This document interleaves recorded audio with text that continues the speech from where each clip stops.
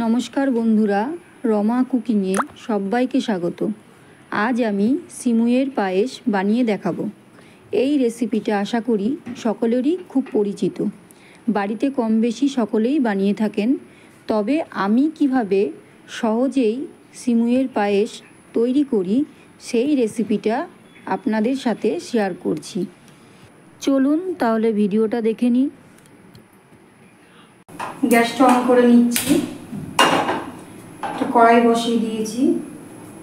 কড়াইয়ের মধ্যে আমি 1 চামচ ঘি দিয়ে দিচ্ছি।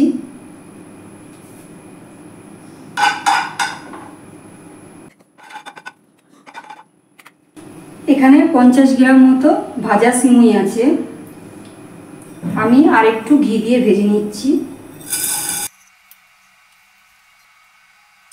সিমুইটা আমি হালকা করে ভেজে নেব, যেহেতু ভাজা আছে। সিমুইটা আমি ভেজে নিয়েছি। এবার আমি এর মধ্যে দিয়ে দিলাম কিছুটা ভাঙা কাজু আর কিশমিশ। কাজু কিশমিশ দিয়ে আমি আবার একটু হালকা করে নাড়াচাড়া করে নিচ্ছি। আমি এবার এর মধ্যে দিয়ে দিচ্ছি, এখানে 500 গ্রাম দুধ আছে, আমি দুধটা ভালো করে জাল দিয়ে নিয়েছি। এবার আমি সিমুইয়ের মধ্যে দিয়ে দিচ্ছি।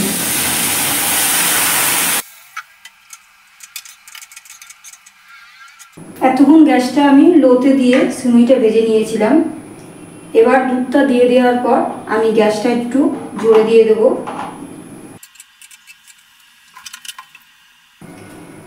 এখানে একটু গুঁড়ো আমুল দুধ আছে, এর মধ্যে একটু লিকুইড দুধ দিয়ে আমি গুলিয়ে নিচ্ছি। খুব বেশি গুঁড়ো দুধ দিচ্ছি না, আমি অল্পই দিচ্ছি, তা নাহলে অনেক মিষ্টি হয়ে যাবে। আর এই গুঁড়ো দুধটা এর মধ্যে দিলে সিমুইটা খেতে অনেক টেস্টি হবে। এবার আমি দিয়ে দিচ্ছি। দুধটা ফুটে উঠেছে।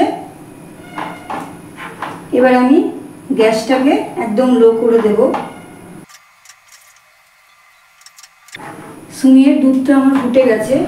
এবার আমি গ্যাসটাকে একদম লো করে দেব।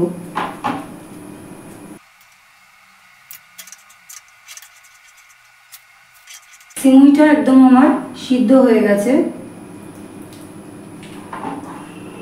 এবার আমি এর মধ্যে দিয়ে দিচ্ছি খেজুরের গুড়। আপনারা যে যেমন মিষ্টি খাবেন সেই অনুযায়ী দেবেন।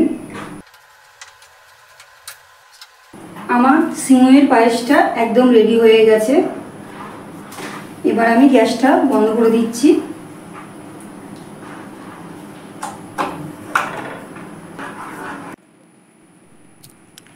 তাহলে এভাবে বাড়িতে একবার বানিয়ে দেখবেন আর আমাকে কমেন্ট করে জানাবেন কেমন লেগেছে। আমার এই ভিডিওটি ভালো লাগলে লাইক করবেন, সাবস্ক্রাইব করে পাশে থাকবেন। ধন্যবাদ।